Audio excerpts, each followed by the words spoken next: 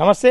తెలంగాణ రాష్ట్రంలో అసెంబ్లీ సమావేశంలో భాగంగా ఏదైతే ఎస్సీ వర్గీకరణ కావచ్చు, అలాగే బీసీ రిజర్వేషన్ 42% ఏదైతే ఉందో దాన్ని అమలు చేస్తూ నిర్ణయం అయితే తెలంగాణ రాష్ట్ర ప్రభుత్వం తీసుకుంది. దానిపైన గ్రామ స్థాయిలో కావచ్చు, రాష్ట్ర స్థాయిలో కావచ్చు ప్రజలు ఏమనుకుంటా ఉన్నారో ఒకసారి తెలుసుకునే భాగంగా గ్రామాల్లోకి రావడం జరిగింది. ఒకసారి మాట్లాడే ప్రయత్నం చేద్దాం. నమస్తేనే. నమస్కారం అండి. ఏం పేరే? నా పేరు రాజమల్లయ్య, ఎంఆర్పిఎస్ రాష్ట్ర కార్యదర్శిని. ఎంఆర్పిఎస్ ఇట్లా ఇప్పుడు వర్గీకరణ కోసం గతంలో అనేక పోరాటాలు జరిగినాయి. ఇప్పుడు ఎట్టకేలకు ప్రభుత్వం దాని మీద నిర్ణయం తీసుకొని జీవో పాస్ చేసింది. ఎట్లా అనిపిస్తా ఉంది? వాస్తవానికి 31 సంవత్సరాల సుదీర్ఘమైనటువంటి ఎంఆర్పిఎస్ పోరాటం ఆనాడు ఉమ్మడి ఆంధ్రప్రదేశ్లో ప్రకాశం జిల్లా ఈదుమూరు గ్రామంలో 1994లో ఉమ్మడి రాష్ట్రం ఉన్నప్పుడు వర్గీకరణ అమలైంది. అందులో మా 21,000 మందికి ఉద్యోగాలు వచ్చినాయి. తర్వాత మన రాహుల్ గాంధీ గారి ఆలోచన ప్రకారం కాంగ్రెస్ పార్టీ మేనిఫెస్టోలో ఎస్సీ వర్గీకరణ బిల్లు పెడతామనే ఉద్దేశంతో పెట్టి దేశంలోనే మొట్టమొదటిసారిగా తెలంగాణ రాష్ట్రంలో ఖచ్చితంగా సుప్రీంకోర్టు జడ్జిమెంట్ ఇచ్చిన వెంటనే ఆయన అసెంబ్లీ సాక్షిగా తొందరనే మా ఎమ్మెల్యేలతో సంప్రదించి ప్రకటించేసింది. ఖచ్చితంగా రిజర్వేషన్ పాస్ చేస్తాం, మా బాధ్యత నేనే తీసుకుంటా, దేశంలోనే నేను ఫస్ట్ స్థాయిలో మా తెలంగాణనే వర్గీకరణ అమలు చేస్తామని చెప్పారు.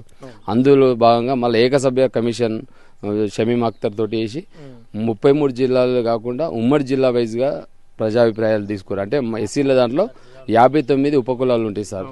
59 ఉపకులాల వ్యక్తులు కూడా వాళ్ళందరూ వాళ్ళ అభిప్రాయాలు తీసుకున్న సందర్భం ఉంది.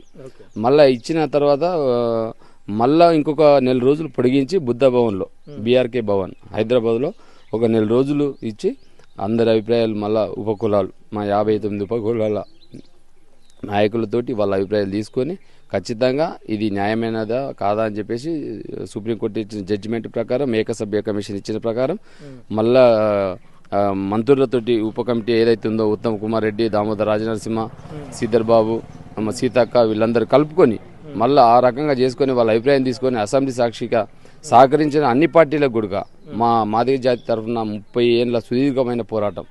మాదిగల పోరాటానికి న్యాయం దక్కింది అనుకుంటారా? ఖచ్చితంగా. వాస్తవానికి ఈరోజు ఎస్సీలు పడుతున్న అంటే ఎస్సీలలో ఎక్కువ మాదిగ జాతి కోరుకుంది మా స్వార్థం కోసం వర్గీకరణ కావాలనే ఉద్దేశం కానే కాదు. మా దాంట్లో 59 కులాలు ఉన్నాయండి. జనాభా ప్రకారం వాళ్ళకు ఏబిసిడి గ్రూపులు వర్గీకరిస్తే చదువుకున్న పిల్లలకు వాళ్ళకు రేపు ఉద్యోగాలలో కోటాలో మా పిల్లలకు న్యాయం జరుగుతున్న ఉద్దేశంతో వర్గీకరణ జరగాలని ఇన్నేళ్ల పోరాటం మేము చేసింది. మా ఎంఆర్పిఎస్ ఒక మాదిగల కోసమే కాదు, మా ఉపకులాల కోసం కూడా చేసినాం. అందుకే గవర్నమెంట్ ఆ రకంగా అన్ని రిపోర్ట్స్ అప్పుడు లోకూర్ కమిషన్ 84లో, జస్టిస్ రామచంద్రరాజు 94లో, మళ్ళా తర్వాత ఉషా మెహ్రా కమిషన్ సోనియా గాంధీ గారు వేయించారు. అంటే ఇన్ని ఉంటే మందకృష్ణ మాదిగ గారు ఇంకా కూడా కాంగ్రెస్ మీద దుమ్మెత్తిపోతున్నటువంటి సందర్భాలు ఉన్నాయి. అయితే ఇప్పుడు వ్యక్తిగతంగా ఆ పోరాటాన్ని ఆయన జాతి కోసం చేసినది ఒక ఎత్తు అయితే ఆయన వ్యక్తిగతంగా సరే ఓకే, కానీ ఇందులో అన్ని రాజకీయ పార్టీలు ఉన్నాయి. కానీ అన్ని రాజకీయ పార్టీలు ఉన్నా వాళ్ళేమో ఓటు బ్యాంక్ కోసం ఏదో ఆయన పెద్దన్నను వాడుకోవచ్చు, కానీ ఆయనను అలా కాకుండా ఖచ్చితంగా ఈరోజు జాతి కోసం నిలబడ్డది ముఖ్యమంత్రి రేవంత్ రెడ్డి గారు, రాహుల్ గాంధీ గారు, దామోదర్ రాజనరసింహ. సుప్రీంకోర్టులో జడ్జిమెంట్ ఇస్తేనే ఈ రోజు అయింది. మరి వేరే రాష్ట్రాలలో ఎందుకైతే పంజాబ్లో జరిగిందండి. మన దేశంలో ఒక పంజాబ్లోనే జరిగింది. 29 రాష్ట్రాల్లో అయితే ఒక పంజాబ్లో జరిగిన తర్వాత ఉమ్మడి ఆంధ్రప్రదేశ్ ఉన్నప్పుడు జరిగిన తర్వాత మన తెలంగాణ సపరేట్ అయిన తర్వాత 2 సార్ల అఖిలపక్ష సమావేశంలో వాళ్ళు తీర్మానం చేసి పంపించారు ఢిల్లీకి. మరి మోడీ గారు కూడా ఒప్పుకోలేదు కదా ఆ రోజు. అది అన్నగారు ఆలోచించాలి. తర్వాత కాంగ్రెస్ పార్టీ మేనిఫెస్టోలో పెట్టింది కాబట్టి ఖచ్చితంగా మా వాటా మాకు ఇచ్చినందుకు పోయినసారి ఎలక్షన్లలో కూడా మేము కాంగ్రెస్ పార్టీ పూర్తి మద్దతు ఇచ్చినాం. ఖచ్చితంగా ఆ ఉద్దేశం మా మాదిగల పట్ల, మా మాదిగల అభివృద్ధి కోసం కాంగ్రెస్ పార్టీ కృషి చేస్తుందని. ఇందిరమ్మ రాజ్యంలో మా ఎస్సీలకు భూములు కానీ, అసైన్మెంట్ భూములు కానీ, ఇండ్లు లేని వాళ్ళకి ఇండ్లు కానీ ఇచ్చినటువంటి ప్రభుత్వం ఇందిరమ్మ రాజ్యం. ఖచ్చితంగా అటు ఇటు పెట్టి లాస్ట్ తెలంగాణ దేశంలోనే మొట్టమొదటి తెలంగాణ రాష్ట్రంలో ఎస్సీ వర్గీకరణ అమలైంది. దీని పట్ల ఏమనుకుంటా ఉన్నారు మాదిగలు? ఇంకా ఏం చేస్తే బాగుంటుందని చెప్పేసి భావిస్తా ఉన్నారు. అటు ఆంధ్రాలో కూడా మొదలైంది, ఏకసభ కమిటీ కూడా వేయబోతా ఉంది. ఎట్లా అనిపిస్తా ఉంది? అయితే ఇప్పుడు ఎస్సీ వర్గీకరణ అయింది. ఇప్పుడు ఎస్సీ వర్గీకరణ చేయడం ద్వారా మా ఉపకులాల ద్వారా అందరి ద్వారా నేను రాష్ట్ర ముఖ్యమంత్రి గారికి సహకరించే అన్ని పార్టీలకు పేరు పేరున మా జాతి తరఫున ప్రత్యేక ధన్యవాదాలు. మీరు అన్నట్లు ఇది వర్గీకరణ అనేది చదువుకున్న పిల్లలకే. మామూలుగా ఊరిలో మేము దప్పులు కొడుతుంటాం, కులవృత్తి చేస్తుంటాం. మా పాత గవర్నమెంట్ తోటి ఆల్రెడీ డిమాండ్ ఉంది, డప్పు చెప్పు వృత్తిదారులకు 4,000 పెన్షన్ ఇవ్వాలని. అది కూడా ముఖ్యమంత్రి దృష్టికి, దామోదర్ రాజనరసింహ గారి దృష్టికి తీసుకుపోయినాం. వాళ్ళు కూడా ఆలోచిస్తామన్నారు సబ్ కమిటీ తోటి. అది ఒక నిర్ణయం. మళ్ళా ఇదివరకు ఎస్సీ బీసీ కార్పొరేషన్లు ఏదైతే ఉందో, మొన్న ఎస్సీ కార్పొరేషన్ మాదిగ కార్పొరేషన్ కూడా ఏర్పాటు చేసినందుకు ముఖ్యమంత్రి గారికి ప్రత్యేక ధన్యవాదాలు. ఖచ్చితంగా ఆ మాదిగ కార్పొరేషన్ ఏర్పాటు చేసినందుకు మరీ స్పెషల్గా ముఖ్యమంత్రి గారికి అంత ప్రత్యేక ధన్యవాదాలు.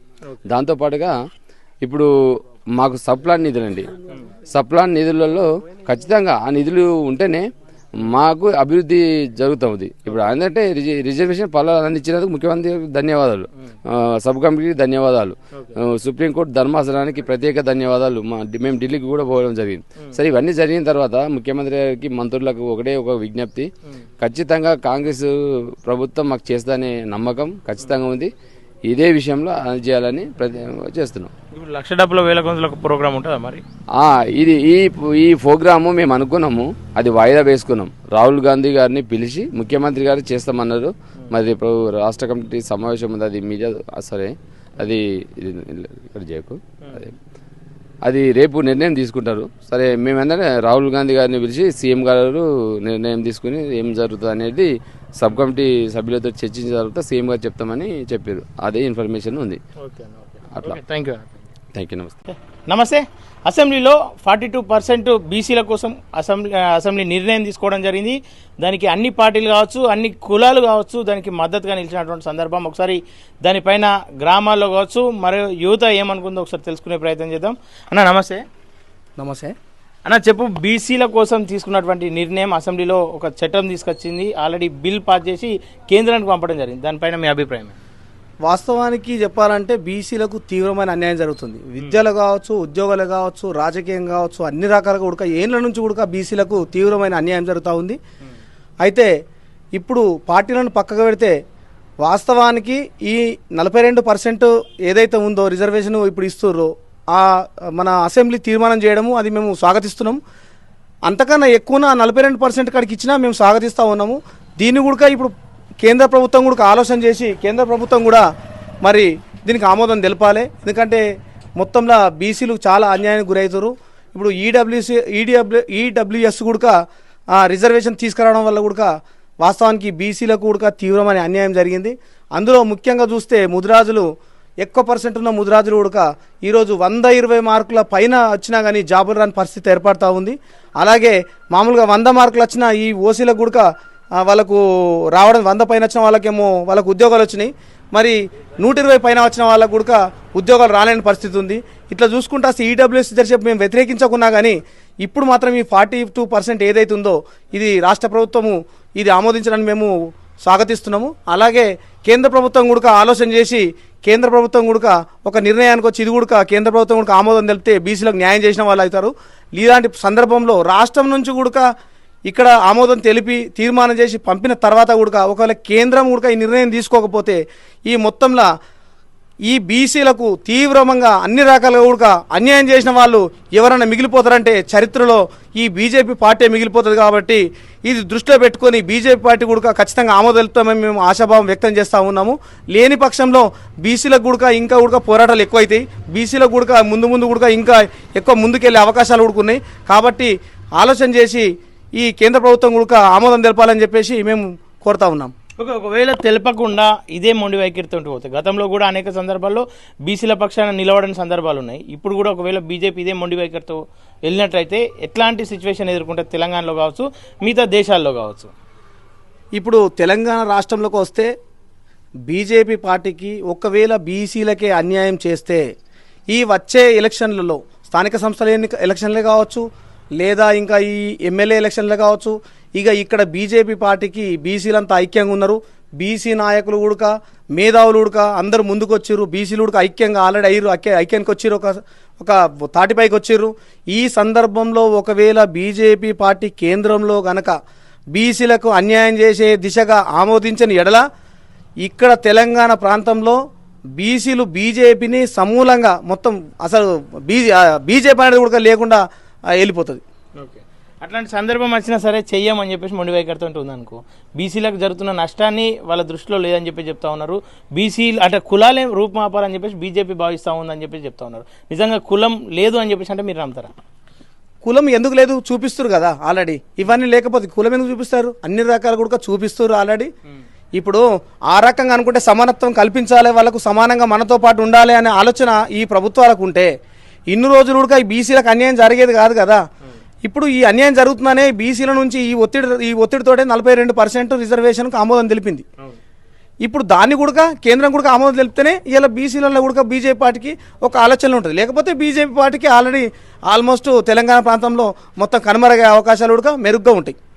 అంటే ఇక్కడ ఈ ప్రాంతంలో బీజేపీ నుండి ఉన్నటువంటి నాయకులకు కావచ్చు, యువతకు కావచ్చు, ఏం చెప్తారు? అంటే ఈ సందర్భంలో బీసీల పక్షాన ఎట్లా మాట్లాడాలని చెప్పేసి మీరు భావిస్తూ ఉన్నారు? బీజేపీలో ఉన్న బీసీ యువకులే కావచ్చు, బీసీ నాయకులే కావచ్చు, ఖచ్చితంగా బీసీలకు అన్యాయం జరిగితే ఇప్పుడు మేము కూడుకున్నాం, మేము బీఆర్ఎస్ పార్టీలో పనిచేస్తున్నాం. బీఆర్ఎస్ పార్టీలో పనిచేసిన ఎడల కొన్ని సందర్భాలలో కూడా బీసీలకు అన్యాయం జరిగినప్పుడు కూడా బీసీ గురించి కాన్సెప్ట్ తోడు కూడా ముందుకు వచ్చిన సందర్భాలు ఎన్నో ఉన్నాయి. అలాగే ఇప్పుడు ఇది ఏంటంటే రాష్ట్రంలో ఉన్న సమస్య, రాష్ట్రం నుంచి కూడా ఆల్రెడీ దేశానికి రాష్ట్రంలో ఆల్రెడీ బీసీలు అన్యాయం జరుగుతుందని చెప్పేసి ఇక్కడ 42% రిజర్వేషన్ ఏదైతే ఆమోదం తెలిపిందో రాష్ట్ర ప్రభుత్వం తెలిపినాక అయినా కూడా బీసీలకు చలనం లేకపోతే వాళ్ళ ఇక బీసీలలో ఎవరైనా మరి ఆ రకంగా ఉంటే బీసీలకు వాళ్ళు కూడా అన్యాయం చేసిన వాళ్ళు అవుతారు. ఇలాంటి సందర్భం రాదు. వచ్చిన సందర్భంలో ఈ సందర్భంలో రాజకీయ పార్టీలకు అతీతంగా వాళ్ళు బీఆర్ఎస్లనే పనిచేయచ్చు, కాంగ్రెస్లనే పనిచేయచ్చు, లేదా బీజేపీలనే పనిచేయచ్చు, లేదా ఇతర ఏ సంఘాలలో కానీ ఇతర ఇంకా ఏ పార్టీలలో పనిచేసినా ఈ సందర్భం మాత్రం బీసీ ఐక్యత గురించి ఖచ్చితంగా రిజర్వేషన్ గురించి ఒత్తిడి తీసుకొచ్చే సందర్భం తీసుకురావాలి. ఎక్కడన్నా ఇప్పుడు ఇక్కడ నుంచి కాంగ్రెస్ పార్టీ ఆమోదం తెలిపి రేవంత్ రెడ్డి సర్కారు పంపించడం జరిగింది. నిజంగానే మొండి వైఖరితో పోతే బీసీలు ఏం చేస్తారు అనే ఆలోచనతో ఉంటే, బీసీలు ఏకతాటికి రాలేరులే అనే ఆలోచనలో ఉంటే ఏం చేస్తారు? అసలు బీసీలు ఏకతాటి మీదకి వచ్చే అవకాశం ఉంటుంది అంటారా? 100% బీసీలు ఏకతాటి మీదకి వచ్చే అవకాశం 100% ఉంది.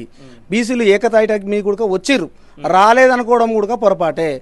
ఈ రోజు నాడు చూస్తే బీసీలలో ఇప్పుడు రూలింగ్ గవర్నమెంట్లో రేవంత్ రెడ్డి సర్కార్ ఉన్నది, కాంగ్రెస్ గవర్నమెంట్లో ఉండగా కూడా బీసీల గురించి ఎమ్మెల్సీ తీన్మార్ మల్లన్న కూడా బీసీ కాన్సెప్ట్ తోటి బీసీలకు అన్యాయం జరుగుతుందని చెప్పేసి ఈరోజు శాసనసభలో కూడా ఆయన వాదన వినిపిస్తూ ఉన్నాడు. అలాగే బీసీల గురించి లెక్క చేయకుండా అవసరం అనుకుంటే కాంగ్రెస్కు పక్కకుండా కూడా ఈరోజు బీసీలకు పక్షాన కూడా కొట్లాడుతూ ఉన్నారు.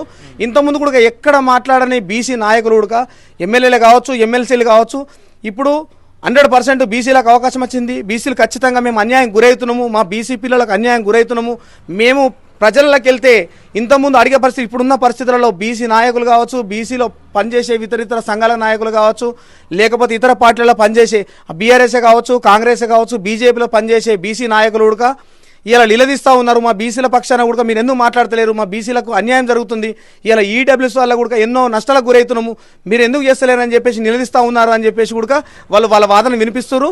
100% ఒకవేళ బీసీలు ఐక్యంగా కారు అనుకోవడము అది అవివేకమే. 100% బీసీలు ఐక్యతలో ఉన్నారు, ఖచ్చితంగా ఐక్యతకు అవుతారు. ఒకవేళ ఎక్కడన్నా అన్యాయం జరిగితే ఖచ్చితంగా బీసీ సంఘ నాయకులతోటి బీసీ సంఘాలు కూడా ఐక్యంగా ఉండి ఒకే తాటిపై ఉండి ఖచ్చితంగా బీసీల పక్షాన పోరాడే సమస్య వస్తుంది. ఇంకోటి ఏంటంటే ఇది కాక మనం చూసుకున్నట్టయితే 30 సంవత్సరాల సుదీర్ఘ పోరాటం చేసిండు మాదిగల గురించి మందకృష్ణ మాదిగ. ఇవాళ ఒక జాతిపితగా వాళ్ళ ఒక దైవంగా వాళ్ళు భావిస్తూ ఉన్నారు. ఇవాళ ఒకవేళ బీసీ రిజర్వేషన్ గురించి ఇలా 42% ఆమోదం కాంగ్రెస్ గవర్నమెంట్ తెలిపిన తర్వాత కూడా అయినా ఒకవేళ బీసీల పక్షాన బీసీ నాయకులే కావచ్చు, ఎమ్మెల్యేలే కావచ్చు, ఎంపీలే కావచ్చు, ఇతర పనిచేసే ఇంకెవరైనా కావచ్చు, ఒకవేళ మాట్లాడిన పరిస్థితే వాళ్ళంతా దుర్మార్గులు ఇంకోళ్ళు ఉండరు. ఖచ్చితంగా పార్టీలు పక్కకు పెట్టైనా సరే కంపల్సరీ బీసీల పక్షాన యువకులకు పోరాడతారని చెప్పేసి మేము 100% తెలియజేస్తా ఉన్నాం. ఓకేనా, థ్యాంక్ యూ. వ్యవసాయం ఎట్లా అనిపిస్తా ఉంది? మాదిగలకు వర్గీకరణ అమలైంది కదా, ఎట్లా అనిపిస్తా ఉంది? చాలా మంచిగా అనిపించింది, మంచిగా అనిపిస్తుంది. ఇంకా అన్యాయం జరిగింది అనుకుంటారంట కదా మాదిగలు? ఏం జరగలేదు. ఏంది రాష్ట్ర ప్రభుత్వం మీ అభిప్రాయం ఏంది మరి? ఇప్పుడైతే కాంగ్రెస్ ప్రభుత్వం మంచిగా నడిపిస్తుంది, న్యాయం చేసినట్ట మరి? న్యాయం చేసినట్టే. మరి మందకృష్ణ మాది అన్యాయం జరిగింది అంటుండు కదా ఇంకా అంటూనే ఉంటారు కాదు. ఇప్పుడైతే మంచిగా ఉంది, ఇప్పుడు వచ్చిన కాడికి చాలా సంతోషం. సంతోషం. మీరేనా? సీఎం గారికి, మా ఎస్సీ అయిన ఆరోగ్య శాఖ మంత్రి దామోదర నరసింహారావు గారికి, మంత్రి సీతక్క గారికి, రాహుల్ గాంధీ గారికి, సోనియా గాంధీ గారికి పేరు పేరున మా కుల సంఘం తరఫున, మాది దండల తరఫున వాళ్ళకు కృతజ్ఞతలు తెలియజేస్తూ మాకు ఎస్సీ వర్గీకరణ కల్పించినందుకు ప్రత్యేక ధన్యవాదాలు తెలుపుకుంటూ మాకు చాలా సంతోషంగా ఉంది ఈరోజు. అప్పట్లో సుత మా నానున్నప్పుడు సుత ఇంద్రమ్మ ఇల్లు వచ్చినది, ఇప్పటికీ అదే ఇల్లు ఇంట్లో ఉంటున్నాము, అదే ఇల్లు ఉంది మాకు. తెలంగాణ వచ్చి 10 సంవత్సరాలు చేసి మాకు ఒరిగింది ఏం లేదు, కేసీఆర్ చేసింది ఏం లేదు మాకు ఎస్సీలకు. ఓకే, ఇప్పుడు వర్గీకరణ గురించి మాట్లాడుకుందాం. ఎన్నో ఏళ్ళ పోరాటం తర్వాత అనేక మంది మరణించారు. ఎట్టకేలకు వర్గీకరణ అమలైంది. ఎట్లా అనిపిస్తూ ఉంది? ఇది చాలా సంతోషకరమైన విషయం. ఎప్పుడు కానీ కాంగ్రెస్ పార్టీ మా ఎస్సీలకు చాలా మేలు జరిగింది తప్ప అన్యాయం జరగలే. కాంగ్రెస్ పార్టీ ఎప్పుడైనా అధికారంలో ఉన్నా మాకు న్యాయమే జరిగింది కానీ అన్యాయం జరగలేదు. తెలంగాణ ఏర్పడ్డ నుంచి 10 సంవత్సరాలు కేసీఆర్ పాలన మాకు అన్యాయమే జరిగింది. రావులకు, రెడ్డిసులకే ఉపయోగపడ్డది కానీ సర్పంచులు, వార్డు నంబర్లకే లబ్ధి పొందిరు కానీ ప్రతి గ్రామంలో ఈ 33 జిల్లాలు చేసే అవసరం లేదు. ఇప్పుడు గ్రామాలలో మరి మాలమదేవులు ఒకటే ఉన్నారా, లేదంటే కొట్లాడుకుంటారా? వాళ్ళకు మాకు ఏ భేదాలు లేవు, పంచాయతీలు ఏం లేదు. మాది మేము కొట్లాడుకున్నాము. ముంగటుండి నడిపించిన వ్యక్తి ఉన్నాడు మాకు, పెద్ద మనిషి. ఆ పెద్ద మనిషి సుత ఆలోచించుకొని నిర్ణయం తీసుకుంటే మంచిదని కోరుకుంటున్నాను. ఫైనల్ గా రేవంత్ రెడ్డి గురించి చెప్పాలంటే ఏం చెప్తావు? చాలా సంతోషకరం ఇది మాకు ఇయ్యాల. ఓకే, రేవంత్ రెడ్డి గారు కానీ, మంత్రి దామోదర నరసింహన్న కానీ, సీతక్క కానీ, మా ఎస్సీ వాళ్ళు ఎంత మంది ఉన్నా వాళ్ళకు తెలియజేసుకుంటూ ఉంటున్నారు.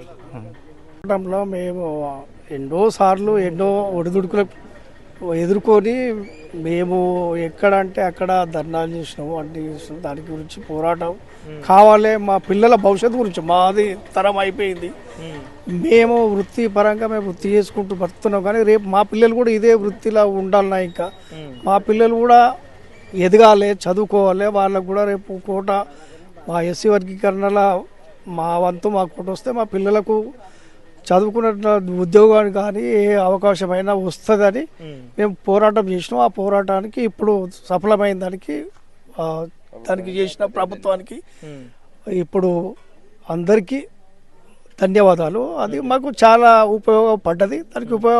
దాన్ని కూడా పూర్తిగా అమలు చేసి మాకు ఇంకా మా పిల్లల భవిష్యత్తు ఇంకా కొంచెం అసెంబ్లీలోనే చట్టం అయిపోయింది కదా, ఇంకా ఇప్పుడు చర్య తీసుకొని మళ్ళీ దాన్ని ఇంకా వేరే ఇప్పుడు ఇదివరకు అయినాక కూడా ఇప్పుడు మా దాన్ని సుప్రీంకోర్టు సందర్భాలు ఉన్నాయి. అట్లా కాకుండా దీన్ని అదే విధంగా నిలబెట్టి ఎవరిది వాళ్ళకు ఇప్పుడు సపరేట్గా చేశారు కాబట్టి అదే దాన్ని కొనసాగించి మా పిల్లలకు రేపు భవిష్యత్తులో ఆ విధంగా ఉంటే మా పిల్లలు ఇదవుతారని అభిప్రాయం. వాళ్ళకు ధన్యవాదాలు. దేశమంతటా కలిపితే తెలంగాణలో మొదటిసారి అయింది. మన తెలంగాణలో ఎట్లా అనిపిస్తా ఉంది తెలంగాణలో మొదటిసారి సాధించుకోవడం? ఇప్పుడు మనము దేశమంతటా కలిపితే తెలంగాణలో మొట్టమొదటి సాధించుకోవడం చాలా మనకు సంతోషకరం. ఇప్పుడు ఒక పంజాబ్ ఎప్పుడో అయింది, అది ఉమ్మడి రాష్ట్రంలో ఉన్నప్పుడు దేశంలో అది ఒక్కటి తప్ప ఇప్పుడు మన సపరేట్గా రాష్ట్రాలు అయినాక ఎక్కడ కూడా కాకముందుకు మన తెలంగాణలో అయిన దానికి మాకు చాలా సంతోషం ఉండేది. మేము ఇన్ని రోజులు మాకంటే చదువుకున్న వ్యక్తులు, పై వ్యక్తులు, పెద్ద తెలిసిన వాళ్ళు ఎంతో పోరాటాలు చేసిర్రు. మాకంటే పోరాటాలు చేసి మనకు కావాలని చేసిన దానికి మన తెలంగాణలో ముందుగా ఇచ్చిన దానికి వాళ్ళకి అందరికీ ముందు నడిచి చేసుకొచ్చిన వాళ్ళకు కృతజ్ఞతలు, వాళ్ళకు ధన్యవాదాలు. మొత్తం మీద ప్రభుత్వం మీద మాదిగలు సంతోషంగా ఉన్నారా, ఇంకా కోపం ఏమన్నా ఉందా? ఇప్పుడు దీని వరకు అయితే మేము సంతోషంగానే ఉంటాము. ఇప్పుడు దీని వరకు అయితే మాకు సంతోషంగా, ఇప్పుడు ఎన్నో ప్రభుత్వాలు ఇప్పుడు అంతకుముందుకు తెలుగుదేశం పోయింది, వాళ్ళు బీజేపీ అన్నారు, అందరు అన్నారు, ఎవరు చెయ్యలేదు. కానీ ఇప్పుడు బీఆర్ఎస్ అన్నది వాళ్ళు కూడా అసెంబ్లీలో తీర్మానం పెట్టిర్రు, మేము ఢిల్లీ పోయినామన్నారు, అవన్నీ అన్నారు. కానీ ఇవాళ ఆయంలో జరగలేదు. కాకపోతే చర్య తీసుకొని ఇప్పుడు ప్రత్యేకంగా మన రాష్ట్రాలు కొత్త రాష్ట్రాలు అయినాక మన తెలంగాణకు తొలిసారి ఫస్ట్ మనకు ఇది కల్పించిన దానికి మాకు సంతోషంగా ఉన్నది. నరసింహులు ఏం చేస్తావు? నేను దప్పు కొడతా అన్ని ఏంది ఇప్పుడు ఎస్సీ వర్గీకరణ గురించి మొన్నటిదాకా కొట్లాట అయింది, గుర్తుందా? తెలుసా? ఇంత ముందు కొట్లాట అయింది తెలుసు. ఇప్పుడు మొత్తం వర్గీకరణ అమలైంది కదా, మరి ఎట్లా అనిపిస్తుంది? ఇప్పుడు మంచిగా అనిపిస్తుంది. మంచిగా ఉందా? ఏమో తిట్టుకుంటారంట కదా, ఇంకా ఏమో కావాలంటారు కదా? లేదు లేదు ఏది లేదు ఏది లేదు ఏం లేదు. ఈ కాంగ్రెస్ వచ్చిన నుంచి మంచిగానే అనిపిస్తుంది మాకైతే. అందరికీ చిన్న పెద్ద అనేది ఏం లేకుండా అందరం ఒక్క దగ్గర మంచిగా ఉంటున్నాం, మంచిగా అది అవుతున్నాం. ఇప్పుడు వర్గీకరణ అమలైంది కదా, మరి ఏం కోరుకుంటారు ఇంకా? ఇక మేము మాది మాకు కావాలని ఇదే అంతేగాని అంత మునుపు కూడా మేము సంగారెడ్డి అటు ఇటు పోయినాం. ఈ అన్ని హామీలు ఇచ్చారు, ఒక్కటి కాలేదు. ఇగో ఇది దీంతో ఇది వచ్చిన నుంచి ఇప్పుడు మాకు సంతోషం ఉన్నది. సంతోషంగా ఉన్నారా రేవంత్ రెడ్డి మీద? సరే బాపు, ఓకేనా? ఓకే. నమస్తే అన్న, ఏం పేరే? నా పేరు జంగి భిక్షపతి. ఏం చేస్తుంటావు? నేను వ్యవసాయం చేస్తుంటా. వ్యవసాయం చేస్తుంటా. ఈరోజు ఇప్పుడు ఇది మీరు బీసీనా? బీసీడీ అని మేము బీసీడీ ముదిరాజులా? ముదిరాజు. ఓకే. ఈ బీసీ 42% వర్గీకరణ 42% అమలు చేసిరుగా, ఎట్లా అనిపిస్తుంది? చాలా సంతోషం ఉంది. మా ఇప్పుడు ఒక సంవత్సరంలో 70,000 ఇంచుమించు 50 నుంచి 60,000 ఉద్యోగాలు ఇచ్చారు. అవును. ఇంకా కూడా గ్రూప్ 2, గ్రూప్ 3, గ్రూప్ 4 మళ్ళీ అన్ని నెలలు పడ్డాయి కూడా. దానికి కూడా చాలా సంతోషం. ఇంకా ముందు కూడా ఉద్యోగాలు వేసేది మాకు చాలా ఇది ఉన్నది. 1 సంవత్సరం ఓన్లీ వచ్చి 14 నెలలు అవుతుంది సర్కార్ వచ్చి. ఇంకా 4 సంవత్సరాల కాలం ఉంది. మాకు రాకున్నా మా పిల్లలకైనా ఇక ముందు మాకు మేము చదువుకున్నా మేము అంతట్లో ఆగిపోయినాము. మా పిల్లలకైనా భవిష్యత్తు ఉంది రేపటి నుంచి. మాకు కాంగ్రెస్ పాలనలో మాకు చాలా బాగుంది. అసెంబ్లీలో మొన్న 42% ఏమంటారు కామ్రేడ్ డిక్లరేషన్ చేసిరు కదా, దాన్ని అసెంబ్లీలో బిల్లు పెట్టిరు. దాని మీద ఏంది మీ అభిప్రాయం? ఏంది, ఐడియా ఉందా దాని గురించి? దాని గురించి పెద్దగా నేను ఐడియా లేదన్న, దాని గురించి కొంచెం ఐడియా లేదు నాకు. కానీ చాలా సంతోషం. 42% అయితే సక్సెస్ అవుతుందని నమ్మకం ఉంది మాకు కూడా. నమ్మకం ఉంది ఖచ్చితంగా. కేంద్ర ప్రభుత్వం చేయాలి, మరి కేంద్ర ప్రభుత్వం చేతిలో ఉంది, చేస్తా అనుకుంటున్నా? చేస్తారు అనుకుంటున్నాం. కేంద్ర ప్రభుత్వం చేస్తారని నమ్మకం ఉంది, ఖచ్చితంగా నమ్మకం ఉంది. ప్రభుత్వం మీద? ప్రభుత్వం కూడా నమ్మకం ఉంది. కాంగ్రెస్ పార్టీ మీద ఖచ్చితంగా నమ్మకం ఉంది. జమాన్ నుంచి 70 సంవత్సరాల కాలం నుంచి మా కాంగ్రెస్ పార్టీ అంటే చాలా నమ్మకం ఉంది. సరే, థ్యాంక్స్ అన్న. నమస్తే అన్న. ఏం పేరే? నా పేరు స్వామిగౌడు. ఏం చేస్తుంటావు? నేను ఆటో నడుపుతా. ఆటో ఎట్లా? ఏది బీసీ అన్నా మీరు? బీసీ. ఇప్పుడు మన అసెంబ్లీలో 42% కోసం పెట్టింది, ఐడియా ఉందా దాని గురించి? ఐడియా ఉంది. ఎట్లా అనిపిస్తుంది? మంచిగా అనిపిస్తుంది. 42% పెట్టినందుకు సంతోషం. బీసీ కార్పొరేషన్ కింద పెట్టినందుకు సంతోషం ఉంది. రేపు మన కాంగ్రెస్ ప్రభుత్వం ముందుకు మంచి పని చేస్తుందని అనుకుంటున్నాము. చేస్తుంది, ఖచ్చితంగా చేస్తుంది. ఈ 14 ఏళ్లలో ఉన్న ప్రభుత్వం మాకు మంచి మేలు చేస్తుంది. పిల్లలకు కూడా ఉద్యోగ అవకాశాలు ఇచ్చింది కాబట్టి కంపల్సరీ చేస్తుందని ధీమతో ఉన్నాం. ఇది ఇప్పుడు కేంద్ర ప్రభుత్వానికి అప్పచెప్పింది, అసెంబ్లీలో బిల్ పాస్ చేసి. కేంద్ర ప్రభుత్వం చేదా మరి? కేంద్ర ప్రభుత్వాన్ని కూడా కోరుకుంటున్నాము, అమోదు చేయాలని. చేస్తుందని కూడా నమ్మకం అనిపిస్తుంది కాబట్టి చేస్తుందని ఉన్నది తెలుస్తుంది. అట్లా ఇప్పుడు 42% వల్ల మనకి ఏం ఉపయోగం మరి? ఇక పిల్లలకు మన పిల్లలకు కూడా అన్ని జాబులు కానీ వగర అన్ని వస్తాయి కాబట్టి నమ్మకం అనేది ఉన్నది. అట్లా మరి ఎట్లా రేవంత్ రెడ్డి ప్రభుత్వం దేశంలోనే మొట్టమొదటిసారిగా బీసీలకు కావచ్చు అటు ఎస్సీ వర్గీకరణ పైన అమలు చేస్తుంది, అసెంబ్లీలో బిల్ కూడా ప్రవేశపెట్టింది, ఎట్లా అనిపిస్తుంది? మంచి అనిపిస్తుంది. చేస్తాడని పెట్టినందుకు సంతోషం. ధన్యవాదాలు. ఓకే అన్న. నా పేరు రెడ్డి మారసంలే. ఏం చేస్తుంటారు? మేము అంటే లోకల్ వృత్తి వ్యవసాయం కొన్ని వేరే వేరే వర్క్ చేస్తామన్నా. బీసీనేనా? బీసీ అన్న. ఇప్పుడు ముదిరాజు. ఇప్పుడు 42% మొన్న కాంగ్రెస్ డిక్లరేషన్ అసెంబ్లీలో ప్రవేశపెట్టి డిక్లరేషన్ చేసింది, ఎట్లా అనిపిస్తా ఉందన్న? చాలా బాగుందన్న. ఇట్లాంటి ఆలోచనలు చేశారు కానీ కాలేకపోయింది. ఇది మొదటిసారి ఇంత అంటే ఆలోచన ఇంతకుముందు ఉన్నటువంటి ముఖ్యమంత్రులు ఆలోచన చేశారు కానీ రేవంత్ రెడ్డితో సాధ్యమైంది. వేరే ఎవరితో సాధ్యం కాలేదు. అందరిని ఒప్పించి మెప్పించి అందరు ఇతరత్ర మన మినిస్టర్ కావచ్చు, మన స్టేట్ లెవెల్లో ఉన్నటువంటి వేరే ఎమ్మెల్యేలను కూడా ఒప్పించి బీసీలో 42% రిజర్వేషన్ కల్పించడం చాలా గొప్పతనం. అది దేశాన్ని మన దేశాన్ని మన ఢిల్లీకి పంపించడం జరిగింది. వాళ్ళు కేంద్ర ప్రభుత్వం ఉన్నటువంటి బీజేపీ పార్టీ దాన్ని ఫాలో చేస్తుంది, పాస్ చేయాలి. మరి ఇది అది బీజేపీ నమ్మకం ఉందా? అది 100% పాస్ చేయాలి. పాస్ చేయకపోతే బీజేపీకి చాలా దెబ్బ వస్తుంది. ఎందుకు దెబ్బ వస్తుంది అంటే ఇక్కడ కాంగ్రెస్ పార్టీ కంపల్సరీ ఫామ్ చేసింది, అసెంబ్లీ తీర్మానించింది, దేశానికి పంపించింది, పార్లమెంట్ పంపించింది. అది నరేంద్ర మోడీ చొరవ తీసుకొని కంపల్సరీ చేయకపోతే రాబోయే కాలంలో బీజేపీకి పుట్టగదురు ఉండదు. ఎక్కడైనా సరే తెలంగాణ రాష్ట్రంలో పుట్టగదురు ఉండవు. ఎందుకంటే ఒక అసెంబ్లీ తీర్మానం చేసి దానికి 100% పాస్ చేయాలి. కేంద్ర ప్రభుత్వం ఉన్న బాధ్యత, రాష్ట్రంలో ఉన్న బాధ్యత వాళ్ళు చేసి పంపించారు. అది ఇప్పుడు ఇక్కడ ఉన్నది కేంద్రంలో ఉన్నది, కేంద్రం దగ్గర ఉంది కాబట్టి వాళ్ళు చేసి కంపల్సరీ పంపించాలి. అది రాష్ట్ర ప్రభుత్వం కోరుకున్న ప్రజల ఆకాంక్ష. ఒక రేవంత్ రెడ్డి కాదు, లేకపోతే ఇంకేదో కాదు. రేవంత్ రెడ్డి బీసీల కోసం ఆయన కష్టపడుతున్న వ్యక్తి కాబట్టి, ఆ బీసీల కోసం తెలిసిన వ్యక్తి కాబట్టి ఆయన రిజర్వేషన్ తీసుకొచ్చి 40% పెంచిండు. దానికోసం మేము సంతోషిస్తున్నాం. మేము దానికి చాలా మాకు అనుకూలంగా ఉంది, మాకు అనుకూలంగా అనిపించింది మాకు. రేవంత్ రెడ్డి సాధిస్తాడని నమ్మకం ఉందా? మరి 100% సాధిస్తాడు. వాళ్ళు ఒకరు చేయకపోతే వాళ్ళ ఒత్తిడి తీసుకొచ్చి కంపల్సరీ చేపిస్తాడు. నా ఇది బీసీ మీద బీసీ రిజర్వేషన్ కంపల్సరీ మొత్తం మీద బీసీలకు న్యాయం చేసిన అనుకోవచ్చా? మరి ఇంకా 100% న్యాయం చేసిండు అన్న, 100% న్యాయం చేసిండు. ఇప్పుడు చాలా మస్తు స్కీమ్ పెట్టిండు. అవన్నీ చెప్పడం ఏమైంది కానీ చాలా స్కీమ్ పెట్టిండు. ఇంతకుముందు లెక్క దొంగ స్కీమ్ లేదు, 100% చెప్పిన బరాబర్ చేస్తుండు.